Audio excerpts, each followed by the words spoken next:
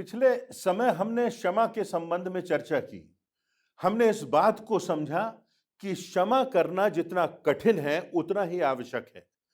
क्षमा करना परमेश्वर का कार्य है और यह तब संभव है जब हम दूसरों को क्षमा करें।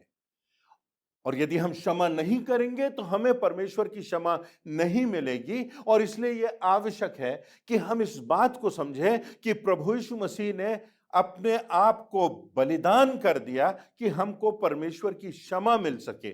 जो हमारे पापों की कीमत हमें चुकाना थी वो प्रभु यीशु मसीह ने चुका दी। इसलिए क्षमा की बात जो है वो गंभीर बात है। उसी बात को आगे बढ़ाते हुए आज हम थोड़ी देर चर्चा करेंगे। मैंने तुम्हें क्षमा कर दिया, यह कह देना तो आसान है, परंतु इस बात में कुछ प्रतिज्ञाएं निहित हैं। इस बात में कुछ आयाम हैं जिन्हें हमें समझना है। वास्तव में जो मसीहियत की क्षमा का अर्थ है, वास्तव में वो क्षमा जिसकी अपेक्षा प्रभु यीशु मसीह हमसे करते हैं, वो क्षमा जो हमको प्राप्त हुई, उसकी गहराई में यदि हम जाएं तो जब हम ये कहते हैं कि हमने तुम्हें क्षमा कर दिया, तो उनमें कौन सी प्रतिज्ञाएं, कौन से आयाम निहित हैं, उन चार बातों पर हम चर्चा करेंगे। प्रभु यीशु मसीह ने जब प्रारंभिक उपदेश दिया तो प्रभु यीशु मसीह ने बहुत प्रमुख आधारभूत बातें करी मानव जीवन के लिए, अनंत जीवन के लिए, उद्धार पाने के लिए। और प्रभु यीशु मसीह ने ऐसी बातें करी जैसी बातें कभी किसी ने नहीं की थी। लोग आते थे और सुनते थे और कहते थे हमने कभी ऐसा नहीं सुना। लोग उसकी बातों को सुनकर उसमें परमेश्वर का अधिकार देखते थे, उसमें परमेश्वरत्व की झलक देखते थे, उसमें परमेश्वर का ज्ञान दिखाई देता था। लूका रचित सुसमाचार उसके 6वें अध्याय की 31वीं आयत के आगे यदि हम देखें तो प्रभु यीशु मसीह कहते हैं कि यदि तुमने उन्हीं से प्रेम किया जो तुमसे प्रेम करते हैं तो कौन सी बड़ी बात। ऐसा तो अधर्मी लोग भी करते हैं, ऐसा तो संसार में सब लोग करते हैं, जो पापी हैं, जो अधर्मी हैं, जो परमेश्वर से दूर हैं, वो भी करते हैं। यदि तुमने उन्हीं के साथ भलाई की जिन्होंने तुम्हारे साथ भलाई की तो कौन सा बड़ा काम किया। यदि तुमने किसी को कुछ दिया कुछ पाने की आशा से तो कौन सा बड़ा काम किया। ये तो सामान्य लोग हैं, तो संसार की बात है, ये तो पापी भी करते हैं, ये तो अधर्मी लोग भी करते हैं। परंतु बात यह है कि तुम अपने पिता का अनुगमन करो, तुम मेरा अनुगमन करो, तुम उनको क्षमा करो जो क्षमा के पात्र नहीं है, तुम उनसे प्रेम करो जो प्रेम करने के योग्य नहीं है, तुम उनके साथ भलाई करो जिन्होंने तुम्हारे साथ बुराई की है, तुम अपने दुश्मनों के लिए प्रार्थना करो, उनसे बदला ना लो। और ये सारी बातें प्रभु यीशु मसीह ने कही। और प्रभु यीशु मसीह ने कहा जब तुम ऐसा करोगे तो तुम अपने पिता की संतान ठहरोगे, तब तुम जगत की ज्योति बन सकोगे, तब तुम इस पृथ्वी का नमक बन सकोगे। जो थोड़ा सा नमक बहुत से भोज्य पदार्थ को नमकीन कर देता है, वो क्षमता तुम में होगी। क्षमा मसीह जीवन का आधार है। यदि क्षमा नहीं तो उद्धार नहीं, यदि क्षमा नहीं तो परमेश्वर के का उपकार और परमेश्वर की क्षमा और परमेश्वर के द्वारा दिया हुआ अनंत जीवन हमें प्राप्त नहीं। यदि क्षमा नहीं तो हमारी जीवन में कोई ज्योति नहीं, कोई गवाही नहीं। जैसा मैंने कहा, यह कह देना तो बहुत आसान है कि मैंने तुम्हें क्षमा किया, परंतु यह बात बहुत उथली हो गई। उसके साथ हमारी जिंदगी में वो गांठ बनी रहती है, वो दुर्भावना, वो ईर्ष्या, वो जलन, वो कुढ़न की भावना किसी सीमा तक बनी रहती है। पर जब हम संपूर्ण क्षमा की बात करते हैं, किसी को वह क्षमा प्रदान करते हैं जैसी क्षमा परमेश्वर हमसे अपेक्षा करता है कि हम करें, जैसे क्षमा हमको प्रभु यीशु मसीह में मिलती है, तो उसमें 4 प्रतिज्ञाएं निहित हैं। इन 4 प्रतिज्ञाओं के बारे में आज हम चर्चा करेंगे। जब हम किसी से कहते हैं मैंने तुम्हें क्षमा किया, तो जो पहली प्रतिज्ञा हम करते हैं वो ये कि जो बात हुई, जो अपराध तुमने मेरे साथ किया, जो तुमने मेरे साथ बुरा किया, उस पर मैं ध्यान केंद्रित नहीं करूंगा, उस बात पर मैं फोकस नहीं करूंगा, उस बात पर मैं अपना व्यवहार उस बात के आधार पर नहीं बनाऊंगा। यशायाह नबी की पुस्तक उसका 43वां अध्याय उसकी 25वीं आयत में लिखा है, परमेश्वर ये कहता है, मैं वही हूं जो अपने नाम के निमित्त तेरे अपराधों को मिटा देता हूं और तेरे पापों को स्मरण भी ना करूंगा। ये केवल परमेश्वर के द्वारा संभव है। फॉरगिव एंड फॉरगेट, पापों को क्षमा करना और उनको स्मरण भी ना करना मनुष्य के द्वारा संभव नहीं है। यिर्मयाह के 31वें अध्याय की 34वीं आयत में लिखा है, सब जो मेरा ज्ञान रखते हैं वो जानेंगे, क्योंकि मैंने उनका अधर्म क्षमा किया है और उनके पापों को फिर कभी स्मरण नहीं करूंगा। जिसको हमने क्षमा कर दिया, फिर हमें उस बात पर, उस इश्यू पर, उस मुद्दे पर, उस अपराध पर, उस बुराई के घटना पर, उस चोट पर, उस पीड़ा पर हमें अपना ध्यान केंद्रित नहीं करना है। ये पहली बात है, ये पहली प्रतिज्ञा है कि मैं उस मुद्दे पर, उस अपराध पर ध्यान नहीं दूंगा। किसी ने कहा कि स्मरण तो हमें बहुत सी बातें आती हैं, पर स्मरण करना और उन पर ध्यान देना और उन बातों से प्रभावित हो जाना, उन बातों को अपने व्यवहार का आधार बना लेना, ये एक भिन्न बात होती है। किसी ने कहा कि चिड़िया अगर सिर पर बैठ जाए तो वो एक बात है, पर अगर वो चिड़िया सिर पर बैठकर घोंसला बना ले तो बात फर्क होती है। पहली प्रतिज्ञा जो हम करते हैं जब हम किसी को क्षमा करते हैं कि मैं उस बात पर, उस मुद्दे पर, उस अपराध पर अपना ध्यान केंद्रित नहीं करूंगा। दूसरी बात, दूसरी प्रतिज्ञा, मैं इस बात को तुम्हारे विरुद्ध में नहीं करूंगा, तुम्हारे विरोध में उस घटना की का विवरण नहीं दूंगा, तुम्हारे विरोध में कभी उस मुद्दे को नहीं लाऊंगा, क्योंकि परमेश्वर ने भी हमारे साथ ऐसा ही किया है। मीका की पुस्तक उसके 7वें अध्याय की 19वीं आयत में लिखा है, वह फिर हम पर दया करेगा और हमारे अधर्म के कामों को लेकर, हमारे पापों को लेकर गहरे समुद्र में डाल देगा। ऐसा परमेश्वर कहा। दुनिया में सबसे गहरा भाग समुद्र का गुआम देश के दक्षिण पूर्व में पैसिफिक ओशन में, प्रशांत महासागर में है, जिसकी गहराई 36,201 फीट आंकी गई है। अगर वहां कोई चला जाता है तो फिर वहां कोई किसी को ढूंढ नहीं सकता, कोई वहां से वापस नहीं आ सकता। और इसीलिए लिखा हुआ है कि समुद्र की गहराई में, गहरे समुद्र में परमेश्वर हमारे पापों को डाल देगा।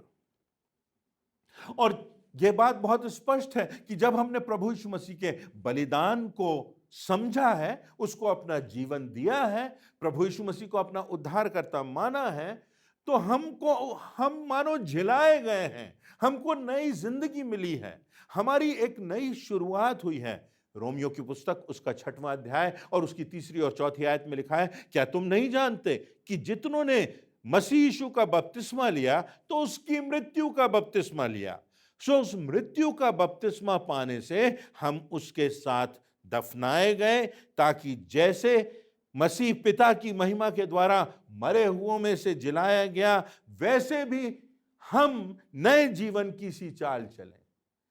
हम दफनाए गए, हमारे पाप दफनाए गए, हमारा पुराना मनुष्यत्व गाड़ दिया गया, दफना दिया गया, उसका समापन हो गया। यदि कब्र को खोदेंगे, यदि पुरानी बातों को निकालेंगे, जिसने हमारे साथ बुरा किया है, उन बातों को फिर से हम लाएंगे, किसी के विरोध में उन बातों का इस्तेमाल करेंगे, तो क्या होगा? कब्र खोदने से कहते हैं बदबू ही आएगी, कुछ प्राप्त नहीं होगा, कुछ मिलने वाला नहीं, उसका कोई फल नहीं है, उसका कोई एंड रिजल्ट नहीं है। और इसीलिए भजन संहिता उसके 103 अध्याय की 12वीं आयत में लिखा है, उदयाचल अस्ताचल से जितनी दूर है उसने हमारे अपराधों को हमसे उतनी ही दूर कर दिया। उदयाचल मतलब जहां से सूर्य उदय होता है, अस्ताचल जहां सूर्य अस्त होता है, पूर्व और पश्चिम, पूर्व से पश्चिम की लंबाई कोई नाप नहीं सकता। कभी पूर्व दिशा का कोई समापन नहीं, कभी पश्चिम दिशा का कोई प्रारंभ बिंदु नहीं, दोनों दिशाएं कहीं मिलती नहीं, दोनों का अंत कहीं है नहीं। उसने हमारे पापों को उतना दूर कर दिया जितना पूर्व दिशा से पश्चिम दिशा की दूरी। इसलिए हम भी उस व्यक्ति को दूसरा अवसर देते हैं और तीसरा अवसर देते हैं और चौथा अवसर देते हैं, क्योंकि यह गिनती की बात नहीं, यह व्यवहार की बात है। बार बार क्षमा करते हैं और उस मुद्दे को हम कभी किसी व्यक्ति के विरोध में इस्तेमाल नहीं करेंगे। ये बात निश्चित होना चाहिए। यह बात क्षमा की दूसरी प्रतिज्ञा में निहित है। तीसरी प्रतिज्ञा, इस मुद्दे की, इस इश्यू की बात मैं कभी किसी दूसरों से नहीं करूंगा। इस मुद्दे का समापन हम यही करते हैं, इसकी चर्चा नहीं करूंगा, तुम्हारी आलोचना नहीं करूंगा, कभी तुमने जो कुछ मेरे साथ किया है उसको किसी चर्चा का विषय नहीं बनाऊंगा। कुलुस्सियों की पुस्तक उसके दूसरे अध्याय की 13वीं और 14वीं आयत में लिखा है, और उसने तुम्हें भी जो अपने अपराधों और शरीर की खतना रहित दशा में मृतक थे उसके साथ जिलाया और हमारे सारे अपराधों को क्षमा किया, और विधियों का वह लेख जो हमारे नाम पर हमारे विरोध में था मिटा डाला, और उसको क्रूस की कीलों से जड़कर हमारे सामने से हटा दिया। हमारे अपराधों को, हमारे पापों को क्रूस की कीलों से जड़कर समाप्त कर दिया। हम तो मृतक जैसे थे, हम मुर्दा थे, हमारी दशा जो थी वो मृतक के समान थी, पर उस प्रभु यीशु मसीह ने हमको जिला दिया अपनी पुनरुत्थान की सामर्थ से। यदि हम ग्रीक भाषा में देखें, जिस भाषा में प्रारंभिक या ओरिजिनल नया नियम लिखा गया था, तो मिटाने का अर्थ है एक्सलिफियो शब्द है, और जिसका अर्थ होता है जहां कोई चिन्ह बाकी नहीं रहा। तो जब परमेश्वर हमको देखता है तो हम में वो प्रभु यीशु मसीह की धार्मिकता को देखता है, क्योंकि हमने उस प्रभु यीशु मसीह को ग्रहण किया, हमको उसके मारे जाने, गाड़े जाने और पुनः जी उठने की समानता में, उसको स्वीकार करने में, उसके नाम का बपतिस्मा लेने में और नए जीवन की सी चाल चलने में हमारे सारे अपराध क्षमा हो गए, और अब हम नए जीवन की सी चाल चल रहे हैं। अब हमारे कोई दोष नहीं, अब जो मसीह यीशु में है उन पर दंड की कोई आज्ञा नहीं। और इसलिए हमको तीसरी जो प्रतिज्ञा करना है वो ये कि मैं अब इस विषय की चर्चा किसी से नहीं करूंगा।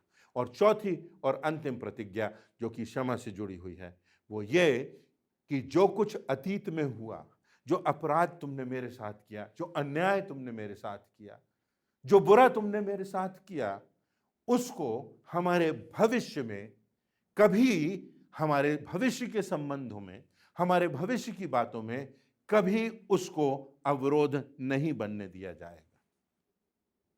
हमारे भविष्य को वो प्रभावित नहीं करेगा।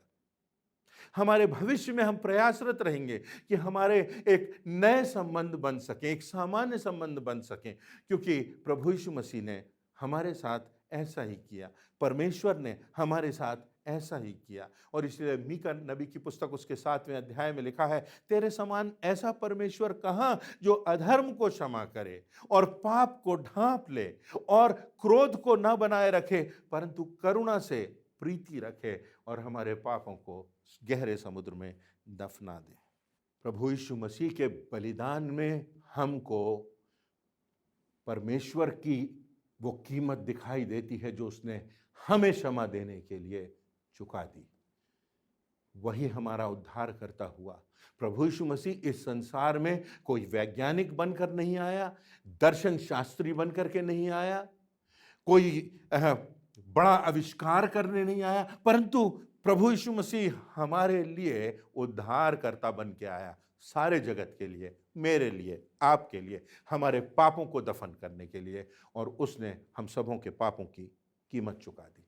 यदि हम इस बात की बहुमूल्यता को समझते हैं तो हम दूसरों को क्षमा करेंगे, और इस प्रतिज्ञा के साथ हम एक दूसरे के साथ एक नए जीवन की सी चाल चलेंगे। किसी ने कहा है, जब हम झगड़ते हैं तो हमारा व्यवहार पशुओं जैसा होता है, जब हम बदला लेते हैं तो हमारा व्यवहार एक सांसारिक मनुष्य के समान होता है, परंतु जब हम एक दूसरे को क्षमा करते हैं तो हमारा व्यवहार परमेश्वर की समानता में होता है, प्रभु यीशु मसीह के बलिदान के अनुरूप होता है। प्रभु यीशु मसीह ने क्रूस पर से कहा, हे पिता, इन्हें क्षमा कर, जो कहा वो करके दिखाया। और तब वो प्रार्थना जो प्रभु यीशु मसीह ने की थी अपने अपराधियों के लिए, अपने हत्यारों के लिए, अपने विरोधियों के लिए, वो प्रार्थना पूरी हुई। पिन्तेकुस्त का दिन आया, प्रभु यीशु मसीह का पुनरुत्थान हुआ, और उसके बाद पिन्तेकुस्त का दिन आया, एक पर्व का दिन आया, और तब पतरस ने वहां जाकर के प्रचार किया, लोगों को बताया, प्रभु यीशु मसीह ने तुम्हारे पापों के लिए अपनी जान दी, वो दफनाया गया, वो मारा गया, वो कूटा गया, वो कुचला गया, उसकी हत्या कर दी गई अधर्मियों की नाई, परंतु यह संभव नहीं था कि वो मृत्यु के वश में रहता। वो तीसरे दिन जी उठा, और आज भी वो जीवित है, और परमेश्वर के दाहिने हाथ पर सिंहासन पर विराजमान है। और पिन्तेकुस्त के दिन जब बहुत से देशों के लोग यरूशलेम में जमा हुए थे, 3000 से अधिक लोगों ने प्रभु यीशु मसीह को स्वीकार किया कि ये मसीहा है, ये हमको क्षमा देने आया, ये उद्धार करता है, और इसने मृत्यु पर विजय प्राप्त की, और जो कोई उस पर विश्वास करे वो नाश ना हो परंतु अनंत जीवन पाए। और 3000 से अधिक लोगों ने प्रभु यीशु मसीह के नाम का बपतिस्मा लिया। तो 4 प्रतिज्ञाएं, जो बीत गया उस पर मैं अपना ध्यान केंद्रित नहीं करूंगा। जब मैं आपसे कहता हूं मैंने आपको क्षमा किया, तो ये 4 प्रतिज्ञाएं मैं करता हूं। मैं उस मुद्दे पर, उन मुद्दों पर अपना ध्यान केंद्रित नहीं करूंगा। दूसरी बात, इस विषय को, इस इश्यू को तुम्हारे विरोध में कभी उपयोग में नहीं लाऊंगा। तीसरी बात, किसी के और से मैं इन बातों की चर्चा नहीं करूंगा। और चौथी बात, हमारे भविष्य को ये बातें प्रभावित नहीं करेंगी। ये कार्य आसान नहीं है, ये मानव के स्वभाव के विपरीत है, परंतु परमेश्वर के आदेश के अनुरूप है। हमें क्षमा प्राप्त करना है तो हमें क्षमा करना। इफिसियों के 4 अध्याय की 31वीं और 32वीं आयत, सब प्रकार की कड़वाहट और प्रकोप और क्रोध और कलह और निंदा और सब बैरभाव समेत तुमसे दूर की जाएं, और एक दूसरे पर कृपाल हो, करुणामय हो, जैसे परमेश्वर ने मसीह में तुम्हारे अपराध क्षमा किए, तुम भी एक दूसरे के अपराध क्षमा करो। एक परिवार में जवान बेटा है जो निर्णय करता है कि दूसरे विश्व युद्ध के दौरान वो जापान जाएगा, और जाकर के वो उस दूसरे विश्व युद्ध में एक सैनिक के नाए जाकर के वो युद्ध करेगा, अपने देश को बचाएगा। पिता नाराज था। पिता का जो सोच था वो बेटे के निर्णय से भिन्न था। माता पिता उसको रोकने का प्रयास करते हैं, परंतु बेटा अडिग है कि वो जाएगा और दूसरे विश्व युद्ध में जाकर के वो युद्ध में शामिल होगा, सैनिक बनेगा। और तब माता पिता की मर्जी के खिलाफ वो जाता है, और जब वो विदा लेता है तो उसको विदा देते वक्त माता पिता की आंखों में आंसू हैं। जब उसको वो गुड बाय कहते हैं, वो नहीं जानते कि वो अपने बेटे को फिर देखने पाएंगे कि नहीं। और होता भी वैसा ही है कि कुछ समय के बाद खबर आती है कि वो जवान बेटा उस विश्व युद्ध में मारा गया। माता पिता के लिए बात बहुत कठिन हो जाती है, और तब यह सहना उनके लिए बहुत भारी पड़ जाता है, और उस बेटे की मृत्यु की पीड़ा से वो गुजरते हैं। और तब एक दिन आता है जब वो प्रभु यीशु मसीह के बलिदान की अहमियत को, प्रभु यीशु मसीह के रक्त की कीमत को, और जो परमेश्वर ने हमारे उद्धार के लिए किया उस बात को समझते हैं, और उनका दिल बदल जाता है, उनका हृदय बदल जाता है, और उस प्रभु यीशु मसीह के क्रूस और उस प्रभु यीशु मसीह के बलिदान के परिप्रेक्ष्य में वो अपने बेटे के निर्णय को, जो उनकी इच्छा के विरोध में था, उसको अपने दिल से निकाल देते हैं, और उनका दिल हल्का हो जाता है, और परमेश्वर से उस दुर्भावना के लिए वो क्षमा मांगते हैं।